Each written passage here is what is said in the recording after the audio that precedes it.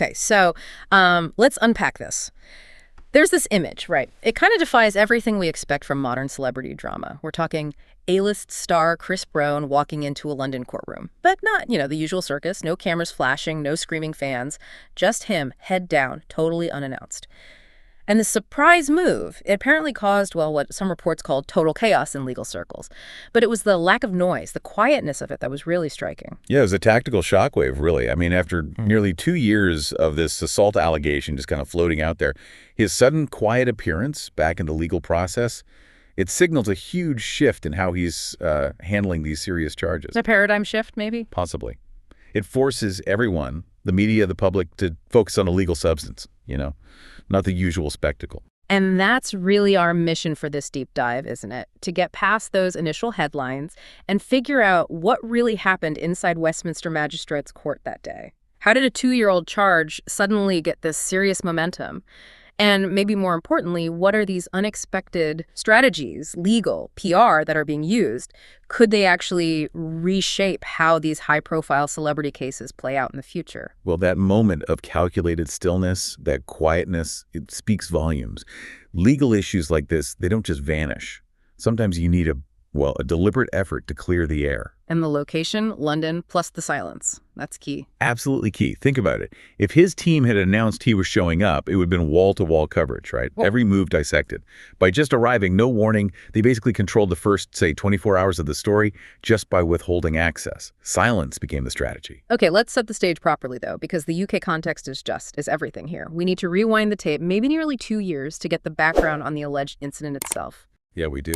This all stems from an altercation supposedly outside a West End nightclub back in 2023. Witnesses talked about a quick, kind of chaotic scuffle, a lot of shouting, general confusion, and then someone ended up injured. An injured man. And who was he? He's the accuser. Described as a local entrepreneur, he claims he was struck in the face during some kind of confrontation. And the argument was about? Classic nightclub stuff, from what we hear. A dispute over VIP access? Who gets to be where? Who has the right to say so? For months, honestly, this whole thing was just London gossip, really. But now, boom, it's official on the court docket. And here's where the location gets really, really interesting. The irony of it being London. We can't talk about Chris Brown in London without remembering his past, right? Exactly. His history there is significant.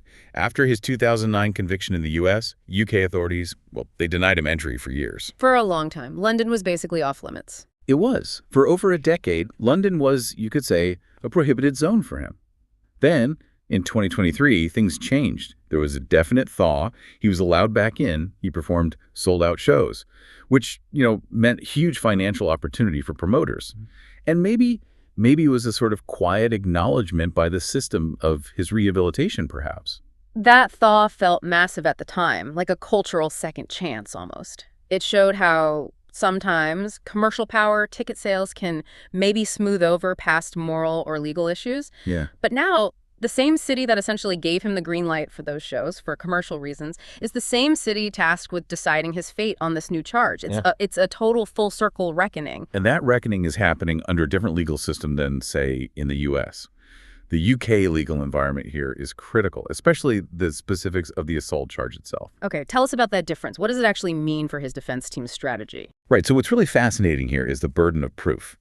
In UK assault law, the prosecution has to prove two main things. Not just harm, which, if there's an alleged physical contact, might be simpler to show evidence for. Right. But they also have to prove intent. Intent, okay. Yeah, proving intent means showing that the defendant, Brown in this case, willfully and knowingly meant to commit the act of violence, or, alternatively, that he was criminally reckless. And why is that potentially difficult to prove, especially in something described as a chaotic nightclub scuffle? Precisely. Because the defense doesn't necessarily have to argue he wasn't there, or that absolutely nothing happened. That could be risky. Instead, they can argue that if contact occurred, maybe it was incidental, or reflexive, or just totally accidental amidst all the pushing and confusion of a crowd. So lacking that required criminal intent. Exactly. And that focus on intent gives Brown's legal team a really specific but potentially powerful angle to challenge the prosecution's case. Does his extensive history of legal headlines factor into that intent debate? I mean, even if legally passed convictions aren't automatically brought in, does the shadow of that history affect how intent is perceived inside the courtroom? Oh, it absolutely does in the court of public opinion. Yeah. And that indirectly puts pressure on the system. UK courts, they pride themselves on focusing only on the evidence for the current charge. But judges, jury members, they live in the real world. They read the news. Right. So for the prosecution, hinting at a pattern of aggressive behavior, even just through context, becomes this subtle but really high-stakes part of their narrative. It might suggest that for him, maybe violence isn't always accidental. Maybe it's predictable behavior. Yeah. Which makes that strategy of silence we talked about. Well, we should probably pivot to that now. It makes it even more critical for the defense. Okay, let's move to that. The striking silence. It really is remarkable for an artist whose public life has often been dominated by digital noise, right? Impulse, reacting immediately to every accusation or slight. But here, nothing. No official statement from his camp, no social media post defending himself, no PR spin at all. And for Chris Brown, that restraint is arguably the single most effective legal tactic he has right now. It's a classic move in a way. Let mystery do the talking. Think about it. In this specific case, any attempt at PR spin, any statement saying I'm innocent or trying to explain the event would immediately be met with this huge flood of his entire history. Yeah, the media would just pull up everything. Instantly. The second he speaks publicly about this, he loses control of the narrative. Because everyone will compare his current words to past incidents, past apologies, past legal problems. But doesn't that silence create a kind of vacuum? Doesn't the lack of his voice just let the tabloids and maybe the accuser side of the story completely dominate the conversation? That's the calculated risk, definitely. But in this situation, the potential reward probably outweighs that risk. The main goal isn't to win the Twitter debate, right? The goal is to win in the courtroom. Okay. So by staying silent, his team draws this really clear line. Here's the legal process, and over here is the PR machine. They're separate. They're essentially forcing the world to look at the court for the official story instead of refreshing his Instagram waiting for some impulsive comment. The absence of a statement actually became the headline, weirdly enough. It forced reporters to cover the procedure, the legal steps, instead of just personality drama. Okay, but that silence in the courtroom was immediately set against this massive digital roar outside. As soon as word got out about his surprise appearance, social media just fractured instantly. Became this intense digital theater. Oh, yeah. Instant polarization. You had one camp immediately jumping to his defense, fiercely. That's the growth and grace narrative you see. People arguing this is just another person trying to cash in on his fame, pointing to his maturity, his recent successes. They say he's being targeted by, cancel culture run wild. And the other side was just as loud, just as intense. Exactly. The opposing camp immediately demanded accountability. They started reminding everyone of patterns they feel has been overlooked for too long, or maybe conveniently forgotten once the music starts playing again. And timelines just blurred online. It stopped being about the specific alleged punch in London in 2023. It became about the public's really complex, often frustrating, and contradictory relationship with celebrity forgiveness. Can someone with serious past offenses ever achieve true redemption? You described it earlier as digital theater where emotion always wins over evidence. How did you see that playing out, practically speaking? Well, look at the evidence being discussed in court. Super granular, right? Where witnesses were standing, exact timings, the nature of the physical contact, very specific stuff. The digital discussion, it ignores all of that completely. It operates purely on these emotional archetypes. The victim, the predator, the redeemed star, the unfairly accused. So, when news broke about the accuser's statement, social media immediately focused on whether the details in that testimony felt similar to old media stories about him, not whether the details actually lined up with the facts that specific night in London. Hashtags started pushing these really conflicting high-emotion narratives, and it completely sidelines the slow, kind of boring work the legal teams are doing, focusing on things like the burden of proof for intent. The emotional story online just runs so much faster than the legal truth developing in court. Okay, let's pull back into the courtroom itself then, the actual high-stakes chessboard, as you called it. Let's talk about the defense strategy inside the room, moving beyond just the silent PR approach. They weren't just relying on the complexity of proving intent, were they? No. They are playing a much more detailed and actually quite aggressive game inside. Observers noted that Brown's lawyers focused heavily on proportionality. They never directly denied that some kind of confrontation happened that'd be risky, especially if there's video footage. Right. But they argued really strongly that any contact was either 1, accidental, 2, just incidental to the messy crowd situation, or 3, and this is crucial, that the accuser's reaction, his injury claim, was exaggerated. thereby questioning the harm element required for assault. And this is where the possibility of surveillance footage becomes this huge potential lever for the defense team. Absolutely massive. Sources close to the case were hinting that some surveillance footage, maybe from inside the club, maybe from cameras nearby outside, might actually contradict key parts of the accuser's story. Now, even if the footage doesn't completely clear Brown, the defense can use the threat of that footage, just the possibility of it existing. They can use it to try and dismantle the accuser's credibility. If they can show he misremembered something or maybe exaggerated how the injury happened, that casts doubt on his whole story about intent too. So yeah, the defense's primary focus really seemed to be chipping away at the foundations of the accuser's version of events.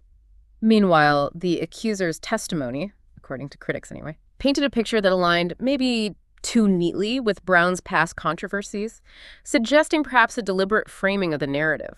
Well, that's the inherent tension you always get in these big celebrity trials, isn't it? For the defense team, they're definitely fighting against the perception that the accuser's story is just too convenient, that it fits the pre-existing celebrity villain narrative almost perfectly. It really blurs the line. Did the event happen exactly as described? Or was the story maybe molded, consciously or even unconsciously, to maximize its impact because of who the defendant is, his fame, his history?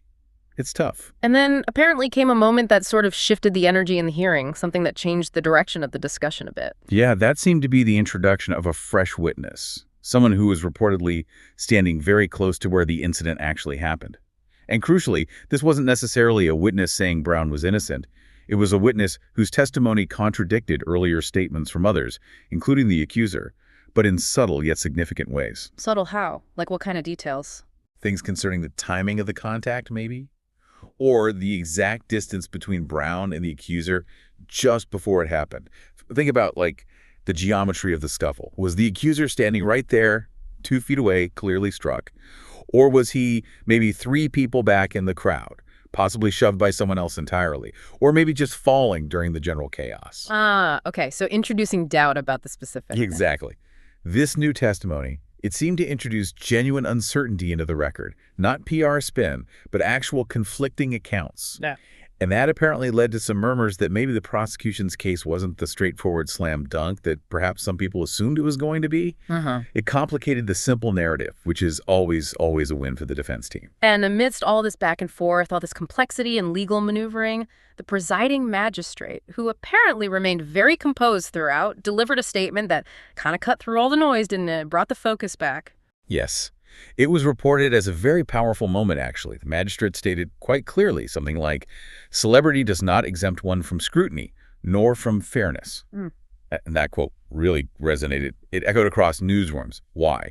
Because it served as this necessary reminder to everyone involved, the press pack outside, the fans online, the legal teams, maybe even the defendant himself. A reminder that the court is supposed to be blind to star power. It was like a recommitment to the integrity of the legal process itself, regardless of who's standing there in the dock. Fairness and scrutiny apply equally. So stepping back then, what does this all mean for the bigger picture? Beyond the eventual verdict in this specific case, this whole London court appearance, it feels less like just a simple assault trial and more like a real test. A test of whether fame, celebrity status still bends the course of justice in, well, 2025. I think it absolutely is a test. And the ripple effect from this case is already huge. You saw it immediately reignite these really serious debates in both American and European media. Debates about celebrity accountability, yes, but also more specifically about the entertainment industry's own sort of moral vetting process. You mean like why stars with documented histories of violence still end up headlining massive international festivals? Exactly that question. Is the price of commercial viability, of selling tickets and filling arenas, simply overlooking the past or forgetting it? This case forces that uncomfortable question back into the spotlight. So the case, in a way, is forcing the whole ecosystem, promoters, venues, media, the public, to confront where the boundaries are, the boundaries of professional forgiveness, maybe. I think this deep dive really shows that these high-profile trials are such a complex mix. It's behavior analysis, it's logistics, it's media strategy, almost as much as it's about the actual letter of the law itself. The silence we talked about, that was tactical. The venue, London. Deeply ironic given the history and that legal hurdle of proving intent in the UK system that's genuinely steep. All these factors combine, and they create a much, much more nuanced picture than you'll ever get from the digital headlines. So, this London court appearance, then, it's really a window into fame, law, and public scrutiny all tangled together. And ultimately, maybe it puts the entertainment industry's own moral barometer on trial, in a way. The star might have used silence as his strategy this time, but the world is definitely anything but silent while watching how this plays out. So maybe the provocative thought for you listening is this. What really stands out to you about how justice seems to be interpreted or maybe even performed in this age of intense fame? And what does this specific case with its calculated strategy of silence really say about the true cost or perhaps the benefit of that approach? This story clearly is still evolving.